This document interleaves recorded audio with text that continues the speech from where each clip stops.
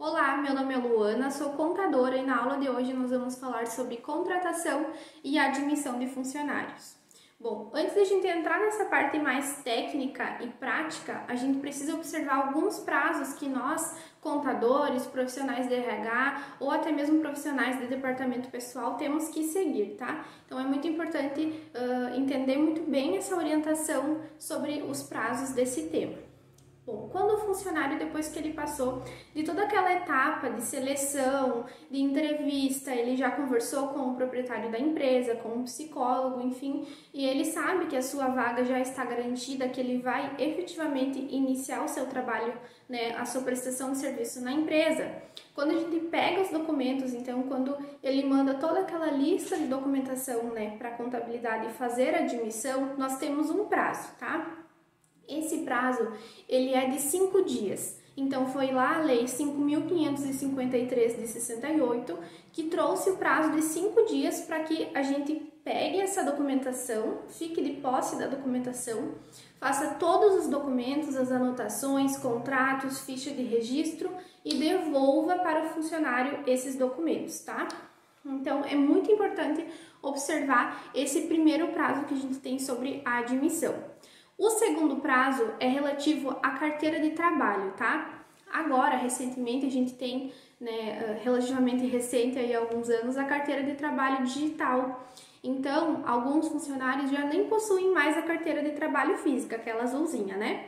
Mas para que esses que ainda possuem a carteira de trabalho física e que utilizam essa carteira impressa, né, a gente precisa observar esse prazo de 2 dias, tá? 48 horas. Então, peguei a carteira de trabalho do meu funcionário, eu tenho 2 dias para entregar a carteira para ele de novo e tenho 5 dias, né? Até 5 dias para fazer toda a documentação, então, para ficar com a posse dos documentos e aí depois devolver para ele e estabelecer esse contrato de trabalho entre empregador e empregado. Então, depois que a gente já sabe desses 2 prazos, né, os 2 principais prazos, fica muito mais fácil da gente trabalhar, porque a gente já vai saber mais ou menos como que precisa ser feita a documentação seguindo os prazos. Bom, segunda coisa importante, depois que a gente já conheceu os prazos, é o checklist da documentação. Além da contratação, a empresa, né, além de ter um processo seletivo bem definido, com profissional de RH, com psicóloga, entrevistas, a segunda parte muito importante de uma contratação é os documentos da admissão. Por que eu digo isso? Porque pensa comigo, né? Nós começamos a relação do emprego, do vínculo trabalhista com o funcionário desde o início, desde a pré-seleção, né? Começamos a pré-seleção, contratamos o funcionário, vamos fazer a admissão e efetivar o contrato. Se nessa efetivação do contrato, né, ali no contrato de trabalho, a gente coloca alguma informação errada ou esquecemos de colocar algum provento, algum desconto, a relação de trabalho em si, ela já vai começar errada, concordam comigo? Porque se eu fiz a admissão no meu funcionário, pensa só, e esse funcionário, ele tem um filho, né? Ele tem um filho de 5 anos e o salário desse funcionário é R$ 1.200. Pensa comigo. Se lá na admissão eu esqueci de colocar a rúbrica de salário família, porque esse funcionário ele me solicitou o salário família, a relação de trabalho, esse vínculo com a empresa já vai começar errado, porque ele não vai ter o recebimento do salário família, que é um direito adquirido do funcionário, ele é um direito estabelecido por lei. Então, a minha relação trabalhista já começou de forma equivocada. Então, é muito importante ter muito bem definido a pré-seleção, a contratação e os documentos da admissão na contabilidade, ok? Então, por isso que é de extrema importância fazer esse checklist dos documentos de forma correta e exigir que o funcionário traga, então, para a empresa todos os documentos solicitados. Vamos lá, então. Primeiro documento, né, e principal, que é o documento que estabelece a relação de trabalho, é a carteira de trabalho. Ela pode ser a original, quando eu falo original é a física, aquela carteira azul, ou se não, a carteira de trabalho digital, que é a partir do CPF do funcionário. Então, primeiro documento que precisa, carteira de trabalho. O funcionário trouxe a carteira de trabalho física, eu preciso tirar uma cópia dessa carteira e deixar arquivado na pastinha dele, ok? Segundo documento, então, é o documento de identificação. Uma cópia do RG, CNH ou carteira profissional. É aquele documento de identificação, então, o documento que serve como identificação daquele CPF, daquela pessoa física, tá? Precisa ter todos os dados, como data de nascimento, CPF, número do RG, enfim, todos os documentos e as informações básicas daquela pessoa física que está prestando serviço para a nossa empresa. Terceiro documento, a cópia do CPF. Tem alguns RG, alguns documentos de identificação que são um pouquinho mais antigos que não possuem inseridos nele o CPF, então é importante observar isso, tá? Sem o CPF a gente não consegue fazer admissão, tampouco mandar para o e-social, é muito importante. Aqui nós também temos o título de eleitor, tá?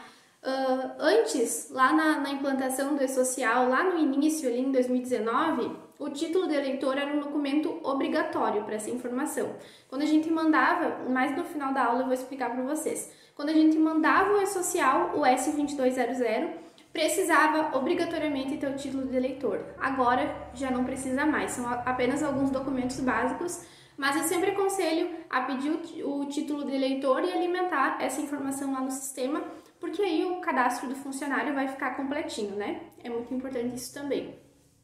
Temos também comprovante de residência, também é importante a residência do funcionário estar correta, ok? Pode ser o documento de residência, pode estar no nome da mãe, do pai, da esposa, enfim, desde que seja o endereço correto do funcionário. O número do PIS também. Aqui surge uma dúvida, né? Bom, agora a gente tem uma grande demanda de funcionários que não possuem mais a carteira de trabalho física e só a digital. E na carteira de trabalho digital não tem o número do PIS, né? Mas aí você vai me perguntar, né? Vai se questionar aí. Poxa vida, eu tenho uma empresa que ela é do Simples Nacional, que não é ainda do grupo 2, é do grupo 3 do e-social, e também não está obrigada ainda a DCTF Web, ela envia GFIP normal.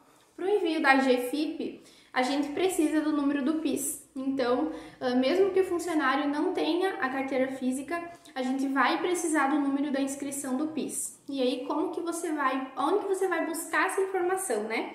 Como que eu vou saber o número do PIS se ele não tem na carteira digital? Você pode conseguir isso junto à Caixa Econômica Federal, o funcionário pode ir até o banco e solicitar o número do PIS dele, ou até mesmo na agência do INSS da sua cidade. Eles também fornecem através do CPF ou nome completo do funcionário. Também é uma forma de conseguir essa informação. Outra coisa importante também, escolaridade. Eu sempre aconselho que as empresas façam uma fichinha, eu até vou deixar depois aqui em anexo, junto com a cartilha orientativa de vocês, vou deixar também uma ficha de admissão, tá? Porque é muito importante colocar esses dados. A escolaridade principalmente. Por quê, né?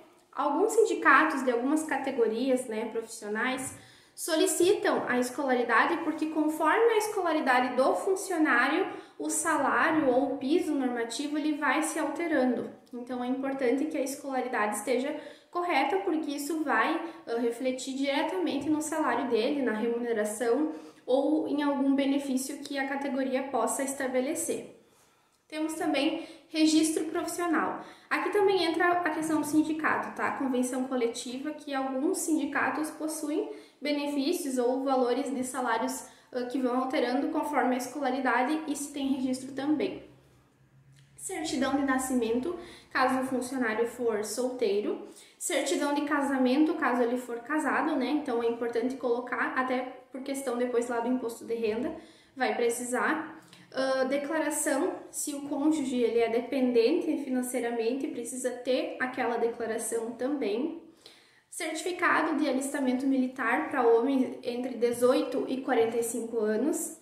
Temos também a certidão dos filhos, né, até 21 anos, que vão ser dependentes lá no imposto de renda, ou para aqueles filhos que vão, né, entrar na questão do salário família. Então, se o funcionário solicitou o salário família, ele também precisa ter a certidão de nascimento dos filhos e a declaração dessa solicitação. Temos também cartão de vacinação dos filhos menores de 7 anos, também é importante. Uma foto 3x4, que eu acho de extrema importância colocar ali na ficha, né, de registro do funcionário para deixar arquivado na pastinha dele. E por último, e não menos importante, nós temos o ASO. O que é o ASO? É o exame que de fato vai atestar a capacidade laborativa do funcionário. Aí como que funciona, né? O ASO, ele é o último exame emitido pela saúde ocupacional, pelo médico, pela clínica, enfim. Por quê? Dependendo da categoria profissional, dependendo da empresa que o funcionário vai trabalhar, há algumas mudanças relativas a isso, tá? Imagine comigo que é um funcionário para uma construtora, tá? Construção civil ali é o serviço mais braçal, que vai depender muito mais da força física do trabalhador do que da força mental. Como que esse ASO ele vai se dar? Como que a empresa vai fazer toda essa documentação de saúde, né?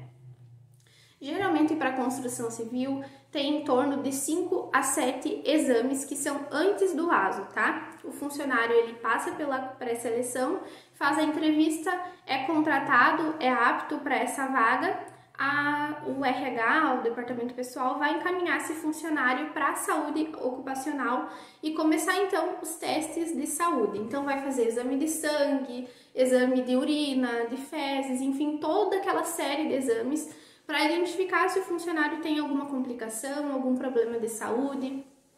Temos também alguns casos, né, em algumas funções, exame de altura, de audição, se vai ser em alguma coisa com ruído. Então, tudo isso, né, depende muito da função que esse trabalhador vai desempenhar e da empresa, né, da categoria. Eu não tenho como chegar aqui e dizer para vocês, olha, o funcionário vai ter que fazer os tais exames, né? Vou listar aqui uma lista de exames que ele vai fazer, porque cada empresa vai variar um pouco, tá? Mas então, o exemplo da construção civil.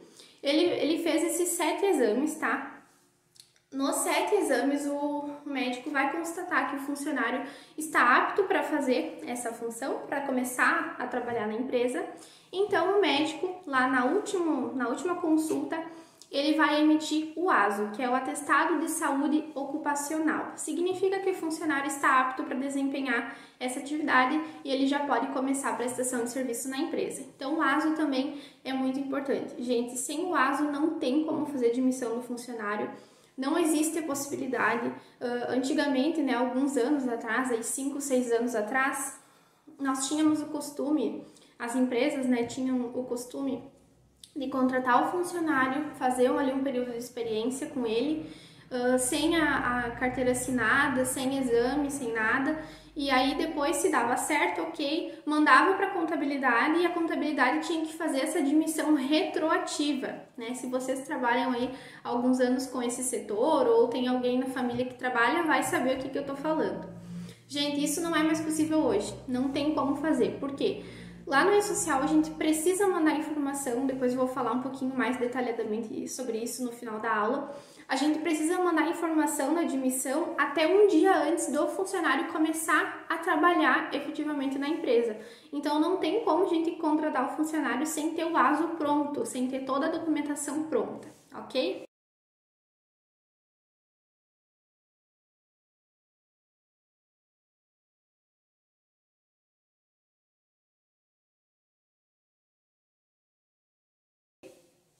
Bom, aí falei aqui então quais são os prazos, falei quais são os documentos obrigatórios que o funcionário precisa mandar para a empresa e você vai se perguntar. Mas tem algumas empresas, Luana, que pedem alguns documentos que são um pouco estranhos, digamos assim, né?